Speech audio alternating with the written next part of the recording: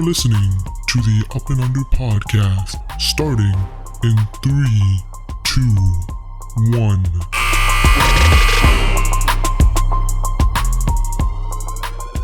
Yo, what's up, guys? Welcome into the Up and Under podcast. I'm your host, Hani. Joined with me, as always, is Zeeshan. Yo.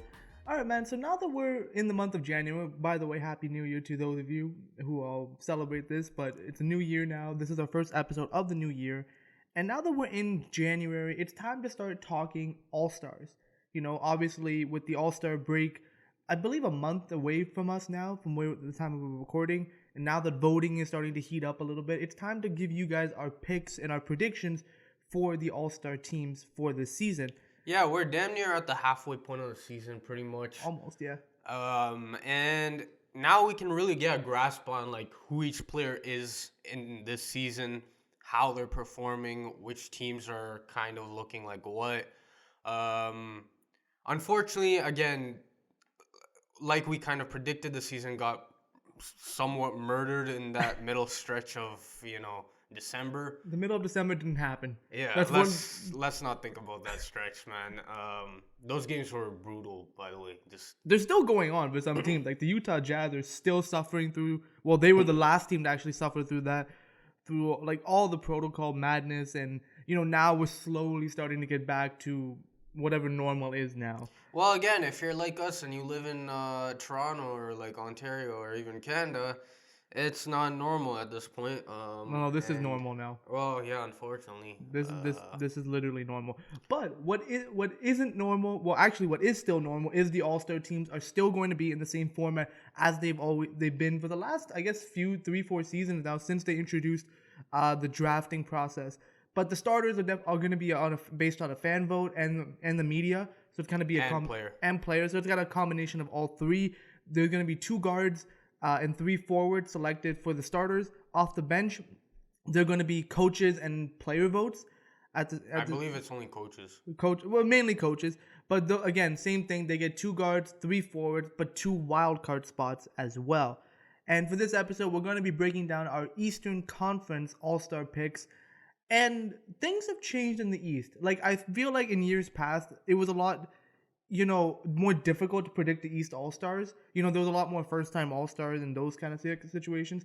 But now, since a lot more talent has kind of shifted between conferences, we're seeing a lot more repetition or more players who we thought would be here. Well, again, the East is the best it's been in over, 25 years, basically. And with that comes, the dominating players who, dominate each conference. We've seen that in the Western Conference for a lot of time, which is why in the East it was a bit harder to choose All-Stars because nobody was really dominating like that.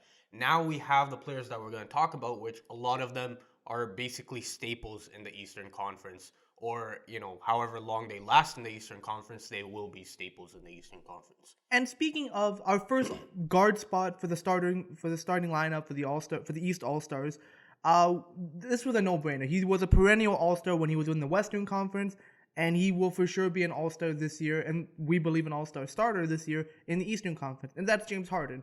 James Harden, you can say what you want about James Harden, that, he's not the same guy that he was in Houston, or he's not as, he's on a Brooklyn team with Kevin Durant and a stacked team.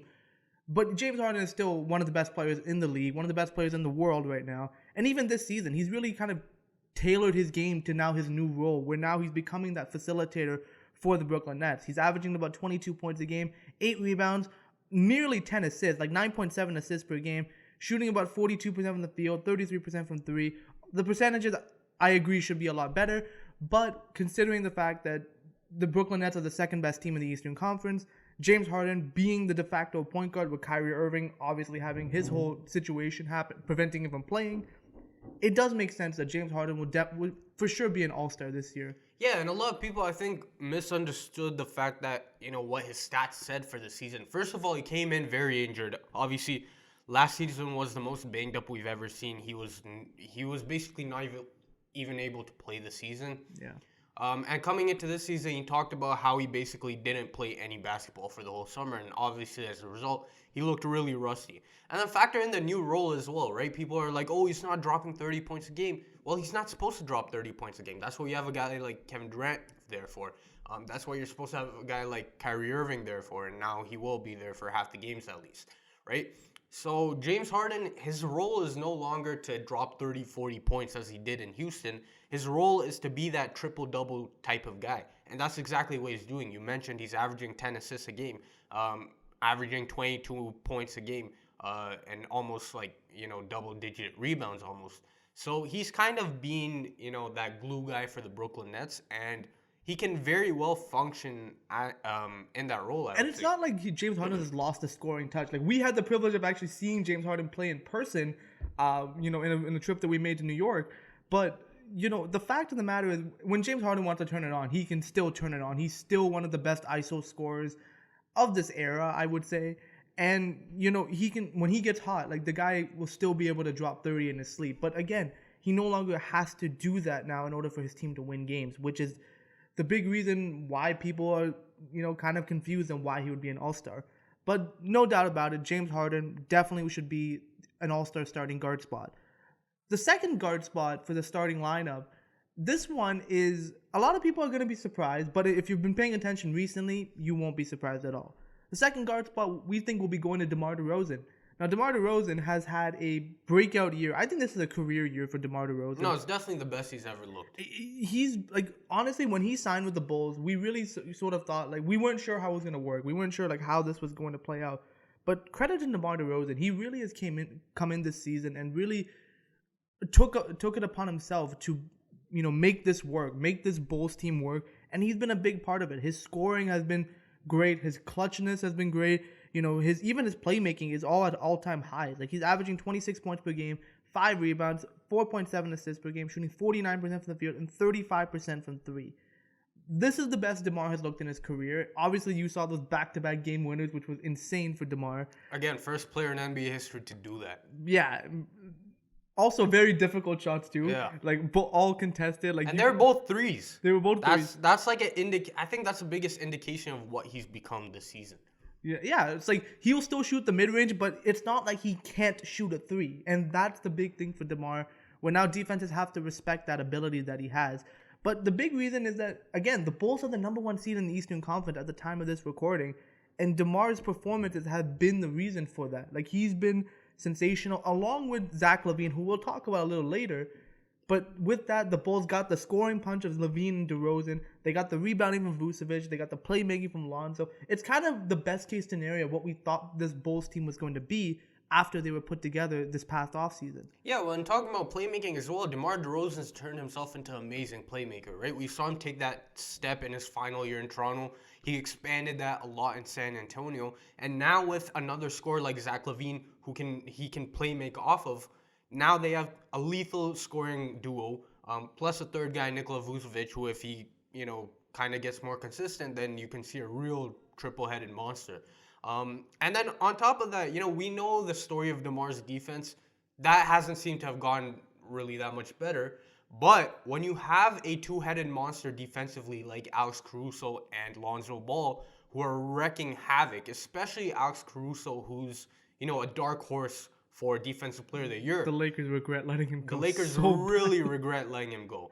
But it's just a very, very complete team. And when you look at guys like Javonte Green, Ayo Dosunmu, these wing type of players that the Bulls have to surround Zach LaVine, DeMar, the point guards, and Nikola Vucevic.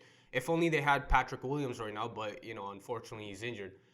But again, this is just a very complete team overall, and like you said, the best case scenario. And as a result, a guy like DeMar DeRozan's being able to thrive as an MVP candidate so far. Yeah, for sure. So those were the 2 starting guard spots for the Eastern Conference All-Stars, bringing us into the first forward spot. And this, honestly, the forwards are the no-brainers. Like, we didn't even have to think twice about agreeing on these. The first forward spot, and if you have any question or doubt that this man should be an All-Star, then you clearly have no business watching basketball. It's Kevin Durant. Kevin Durant, I mean, what more to say? I mean, he is the best player in the conference by far. This season he's showing you... Well, I would put Giannis next to him, but it's them two, I would say. It's them two for sure. But Kevin Durant definitely is kind of returning back into his MVP form, I think, in terms of he's now currently the scoring leader in the NBA. He's, doing what he does on a nightly basis. Again, we had the privilege of seeing Kevin Durant play in person, and he just makes everything look easy, man. Like the guy, he's averaging 29.8 points per game, which I think he can probably average more if he wants to. 7.7 rebounds. He can always average more if he wants to. He can always do that. He can always do that. Yeah, 7.7 rebounds per game, 5.8 assists per game, shooting 51.8% from the field and 36% from three. Percentages are insane. The numbers are insane. Kevin Durant is an insane and amazing player. Again, the greatest scoring talent we've ever seen, in my opinion. The guy can get buckets so easily, like it's absolutely insane. It's automatic. Whenever Kevin Durant wants to score, he will do it. And we saw it firsthand. It was, dude, like Kevin Durant's just insane. Like we don't even have to spend that much time on it. It's Kevin freaking Durant. Yeah. Which brings us into the next no-brainer in the forward spot. It's Giannis Antetokounmpo. Again, not much more to say. He's one of the top 3 players in the conference, even in the league actually. And he was in the All-Star game last year. He won a championship last year. Like Finals MVP. And the Bucks are still one of the top teams in the Eastern Conference. And Giannis is, again, doing his thing. 28 points per game, 11 rebounds, 6 assists. The playmaking is definitely up this season for Giannis. Shooting 54% from the field, 28% from 3. But hey, he's taking threes, unlike Ben Simmons. But again, nothing more to say. Giannis is one of the best in the conference, and he should for sure be a starting lock for the starting lineup. Again, he's once again in the MVP conversation. He's once again in the DPOY conversation. This guy has basically become, I would say, what LeBron was early in his career, which is just that next guy who's going to take the mantle, I think, from LeBron. And especially, that guy who's just so great on a daily basis that we just, overlook at times. Yeah. Because, dude, the reason why he didn't get MVP last year, in all honesty, is because of the fact that nobody wanted to give it to him because it was being too boring at that. Yeah, who won MVP? Oh, Jokic. Yeah. Again, Giannis could very well won MVP. Now, again, Jokic definitely deserved it, but Giannis's numbers were clearly MVP material. And again, he's once again just doing the same thing he always does, which is just absolute greatness. Yeah, and it's insane where he's come from to what he is now, and he's still not even. I think he's just in his prime now, so which is insane. But speaking of the last player, who is the last player of our starting lineup for the Eastern Conference, again, one of the no-brainers. It's Joel Embiid. Joel Embiid. You can say what you want about his health and say what you want about how he is as a personality, but the reality is the guy is one of the best centers in basketball right now. Last season he was definitely an MVP candidate the way he was playing, and this season is no different. Averaging 27 points per game, 10 rebounds, 4.4 assists, shooting 47.8% from the field, 38% from 3, which is actually very good.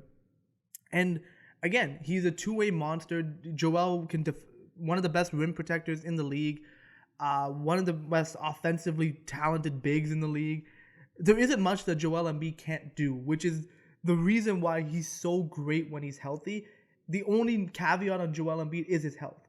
That's it. If that wasn't a negative for him, the guy would be a consummate MVP winner. Yeah, this guy is the biggest dude in the league, and for his size, he's the most skilled player at his size, right?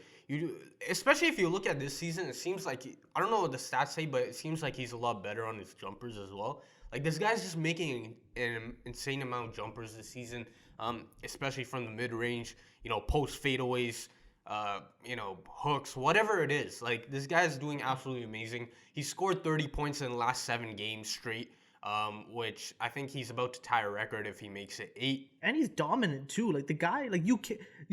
It's so hard to defend him. Exactly. Only certain players can stop Joel Embiid. And Marc Gasol's out of the league, unfortunately, at this point. So he's not one of them. Right? There's basically no one in the league, I think, that can defend Joel Embiid. Like you said, the only problem with Joel Embiid has always been his health. Unfortunately, he's never going to be able to control that. But in terms of Joel Embiid as a player, he's as good as it gets. He's vaulted himself into, I think a top 3 MVP candidate as of right now.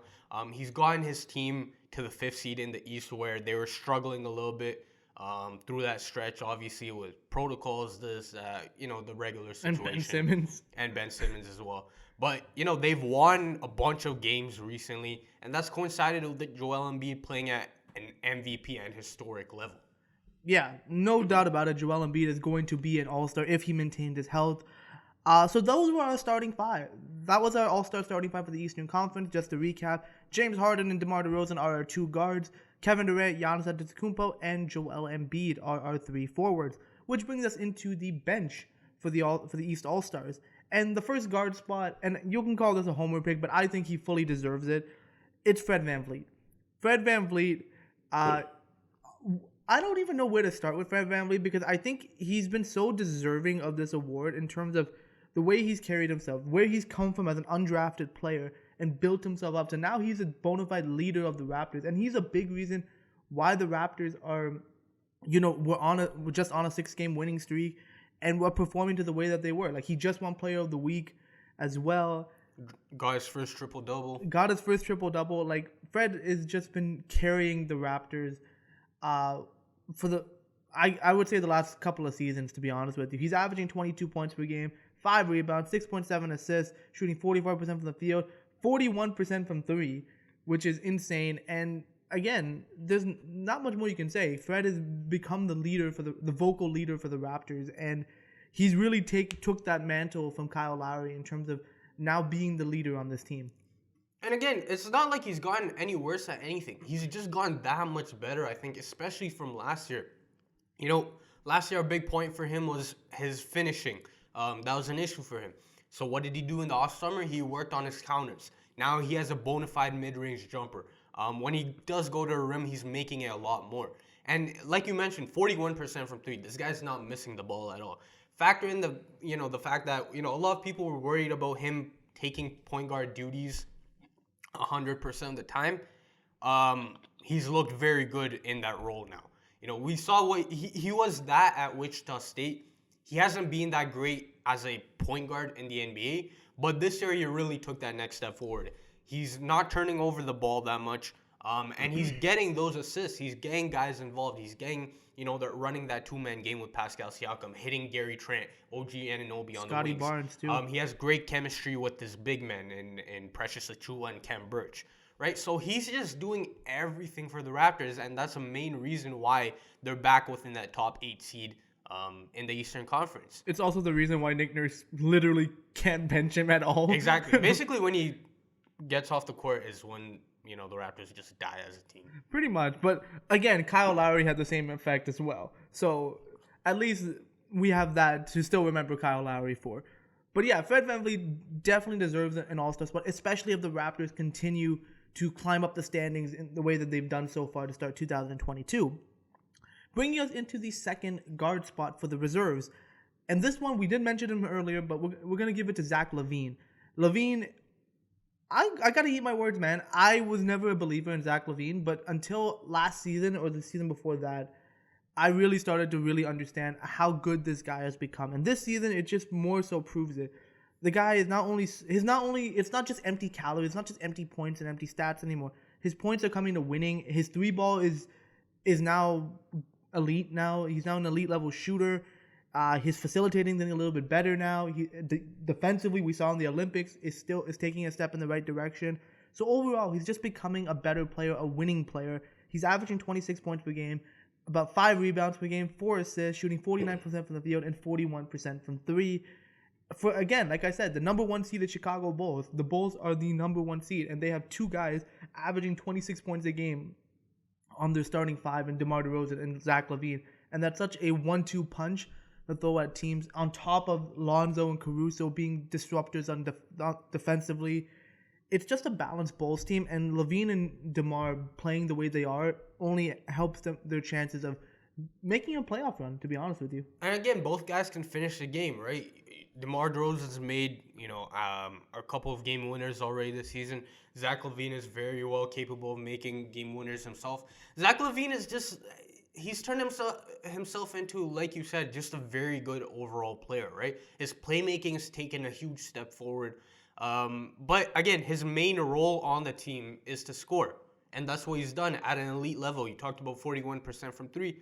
This guy doesn't miss the ball when he shoots. So Zach LaVine, he's just so deserving of an all-star spot at this point that, you can't overlook him, especially for the number 1 seeded Chicago Bulls. And as we know, the top 2 or top 3 teams of each conference usually have like 2 players going to an All-Star game. Because it's deservedly so. Like, it's not just one guy. It's always a couple of guys who deserve to be there and represent their team for the success they've had. But LaVine is definitely one of those guys. Which brings us into the first forward spot for the reserves. And this spot, we're going to give it to Jimmy Butler. Jimmy Butler of the Miami Heat. Obviously, Jimmy has had some concerns with health and staying healthy this season. But there's no doubt about it. Jimmy Butler is one of the best players in the league. He is the best player on the third-seeded Miami Heat team. And again, nobody will ever discredit what Jimmy Butler does. Averaging 23 points a game, 6 rebounds, 5 assists, 50% from the field, 25% from three, but Jimmy don't shoot threes.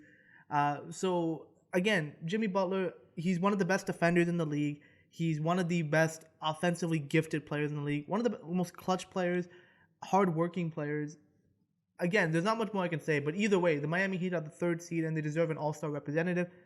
Might as well give it to your best player. Yeah, he's just been doing what he's been doing in Miami, to be honest. Leading them as their star player, like you mentioned, one of the best finishers in the game. This guy does... It really pisses me off when, for example, like the Raptors are playing the Heat because he doesn't do...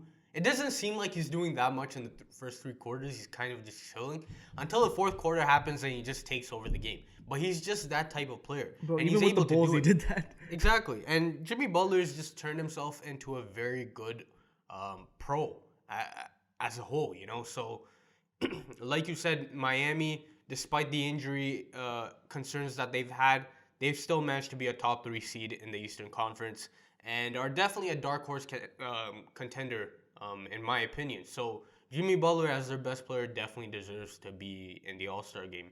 And, his play backs it up. Yeah, for sure. Now, which brings us into the next forward spot of the reserves. And this is the one that people can argue. But to be honest with you, when you look at the talent, when you're looking at the numbers, you can kind of understand where we're coming from here. And we're going to give the spot to Jason Tatum of the Boston Celtics. Now, obviously, we're Raptor fans. Y'all know this. But we can still respect the fact that Jason Tatum is one of the best players, one of the best young players in the league, one of the best talents that we have in terms of a guy that comes in, he can purely score the ball from all 3 levels. He's big, he can defend, he's coachable. And again, the Celtics haven't had the greatest season in terms of their standards, but in terms of individually, Tatum's been doing his part. He's averaging 25 points a game, 8 rebounds, 3.7 assists, shooting 41% from the field, 32% from 3. But again, the numbers speak for themselves. The talent is there. The defensive abilities are there. Everything that you want out of a capable wing player, Jason Tatum has. And yeah, Tatum's been, I wouldn't say great. He's been good though. It's just the Celtics as a whole have just been terrible, to be honest. Tatum unfortunately hasn't played his best, and that does hurt him, I think. Especially in his case for All-Star, I don't think he's a unanimous All-Star pick, in my opinion.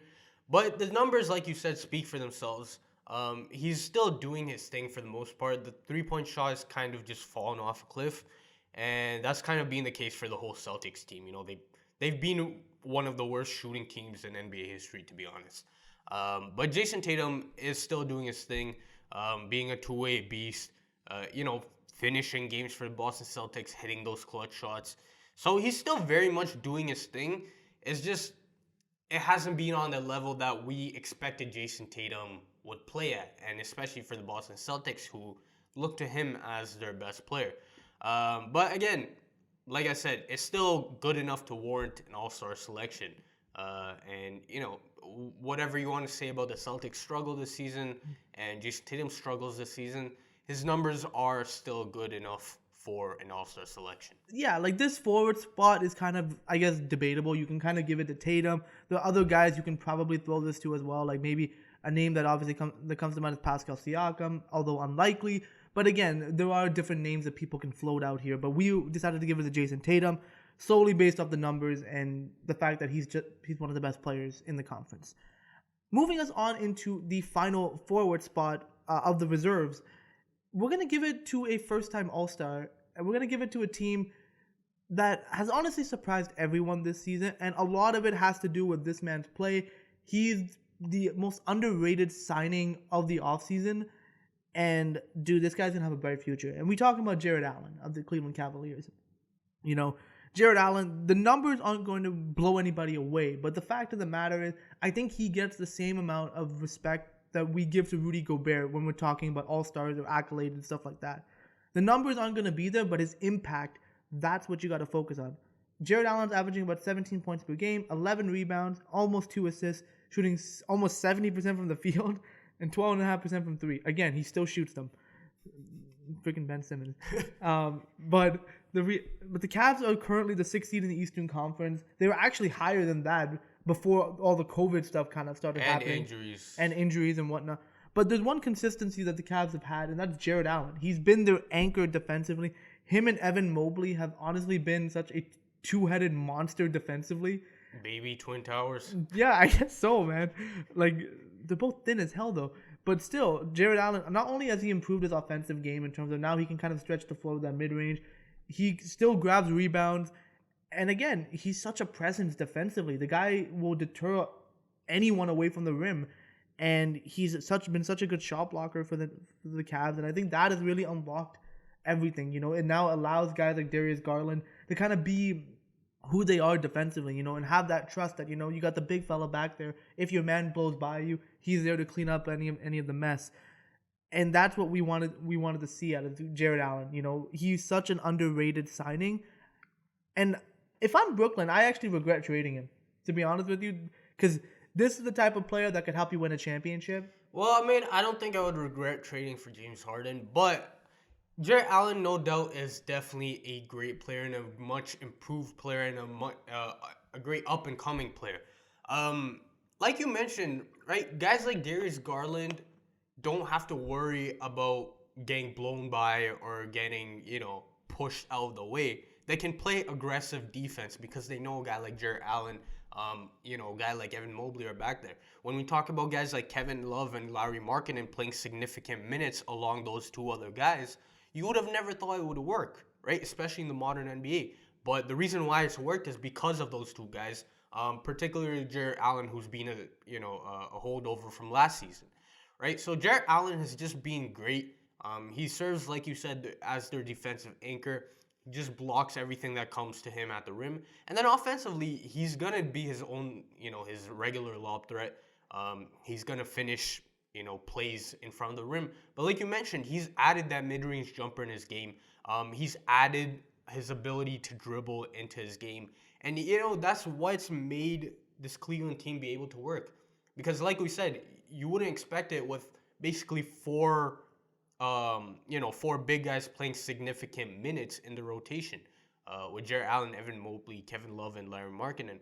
But all four of those guys have managed to make it work because of the fact that, you know, they're all very, especially Jared Allen and Evan Mobley they're very agile. They're very, fluid on the court. So they're able to do a lot of things. And for a team that surprised everyone and being as good as they have, they definitely deserve, a representative at the All-Star game. So, you know, some people have Darius Garland in there.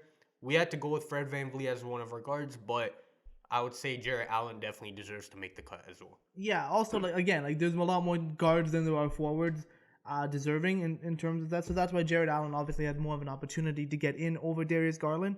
But again, Darius Garland could very well be the next name that we mentioned in the wildcard spots. Bringing us into our first wildcard spot for the Eastern Conference. This is one, again, you can debate this however way you want to. I know I have my own argument against this pick, but again, I can understand why he would get consideration. And we're talking about Trae Young. Now, the Atlanta Hawks, by all accounts, have had a very bad season in terms of where they were last season, making it to the playoff, winning a round, getting all the way to the conference finals for crying out loud, to now being the 13th seed in the Eastern Conference. It's pretty disappointing to see how they have fallen this season. But Trae Young is still doing his best to keep them afloat, averaging about 28 points per game, 4 rebounds, 9.6 assists, shooting 45% of the field, 37% from 3. The numbers are still there. Trae Young still does his thing with his numbers. And Zeeshan also mentioned it to me that when Trae Young is on the court, they're like a top 6 team in the league. when he's off the court, they're like a bottom two, bottom.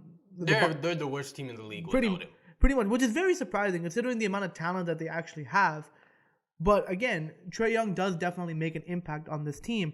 Now, for me in particular, I like to reward teams that have good records besides just awarding an individual player, because again, that does matter. If your numbers are contributing to winning, I think you deserve to be an All-Star.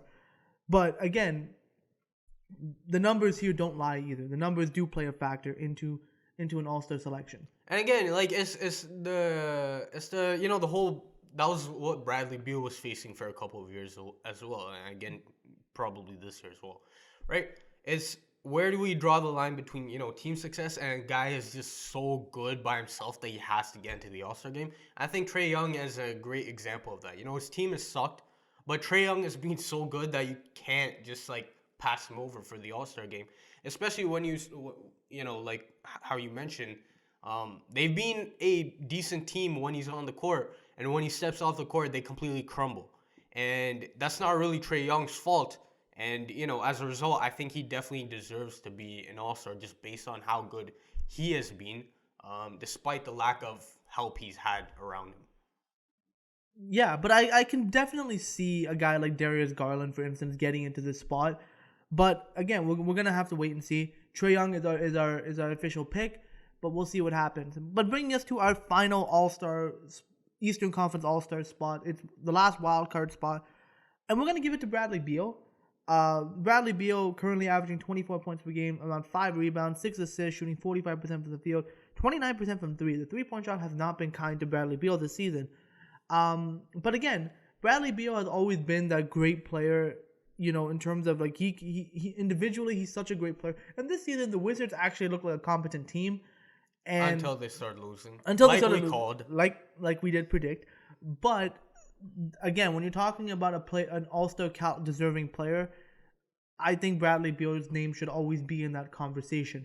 Again, it could be argued you can put another name or two up here instead of Bradley Beal, but we're going to go with Bradley Beal simply because, again, the guy has been consistently good for the last, I don't know how many seasons now. The guy's been so consistent, and he's had to put up with a lot, man. His teams have not been great, and yet he's still deciding to stay here.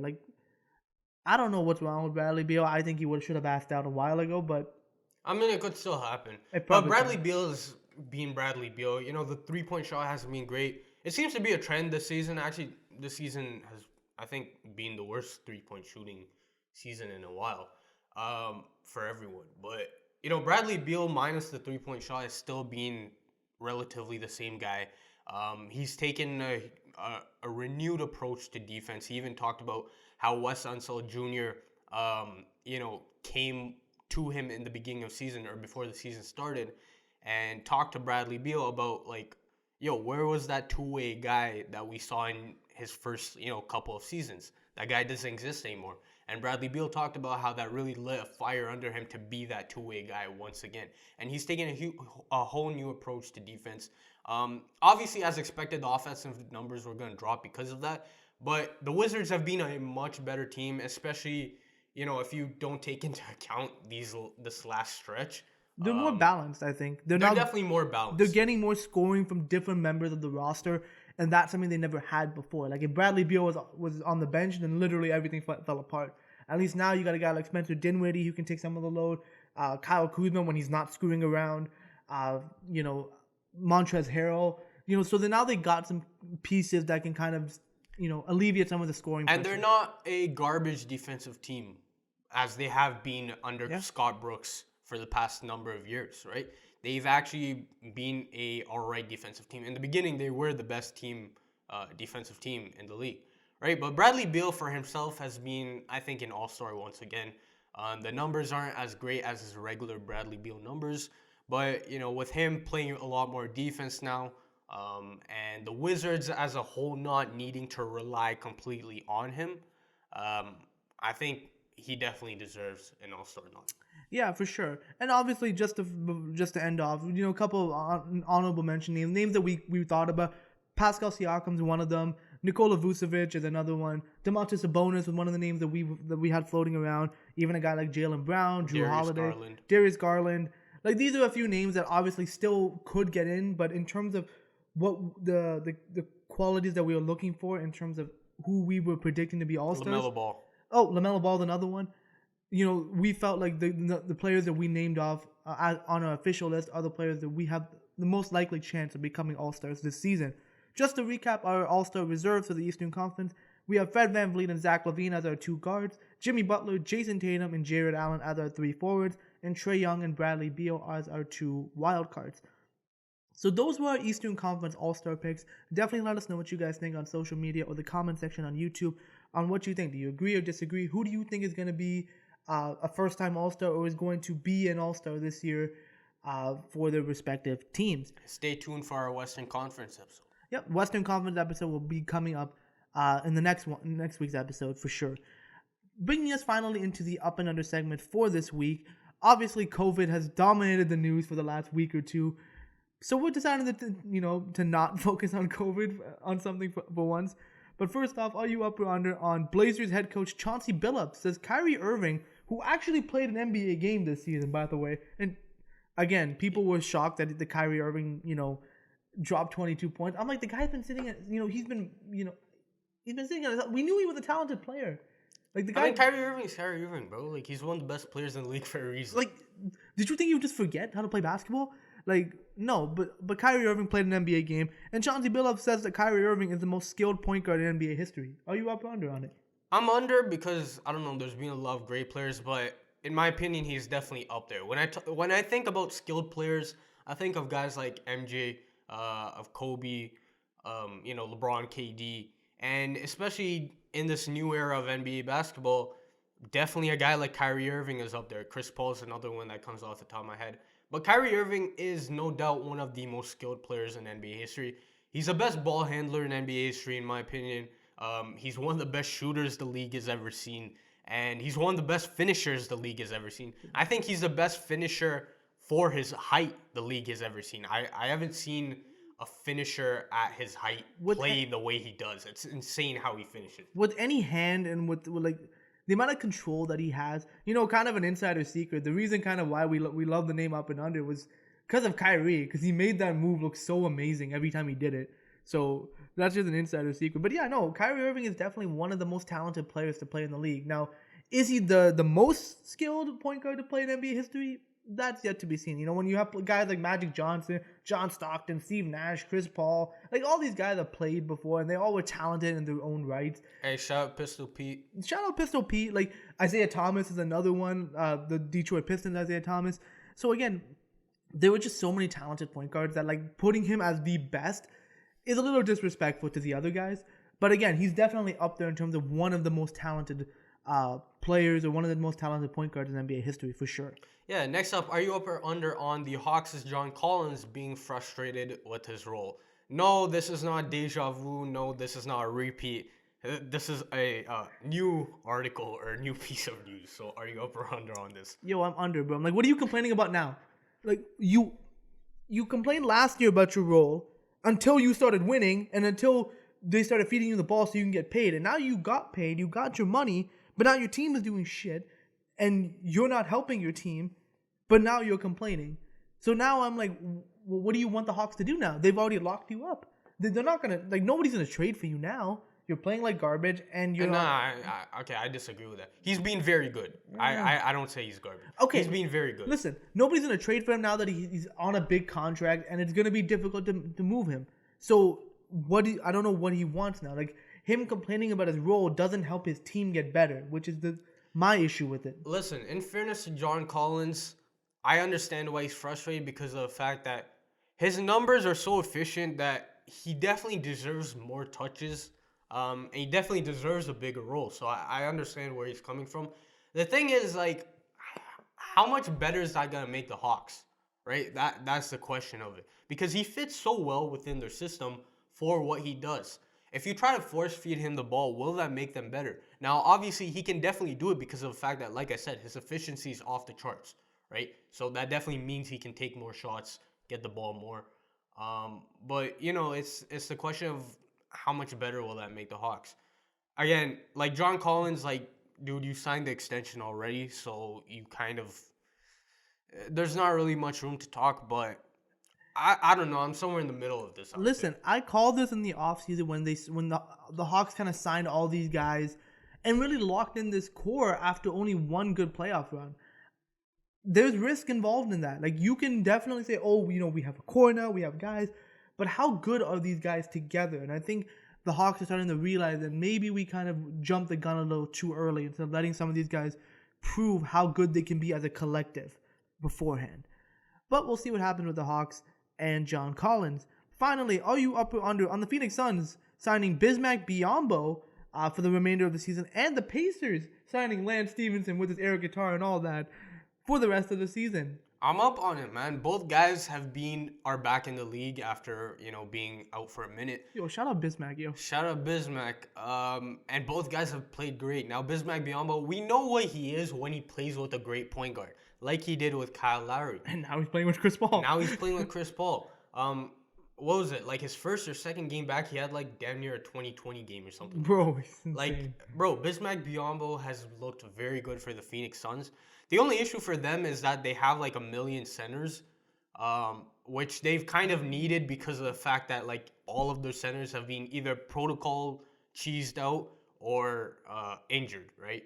And you talk about DA, Dario Saric. Is Frank Kaminsky still on the roster? I think he's still on the roster.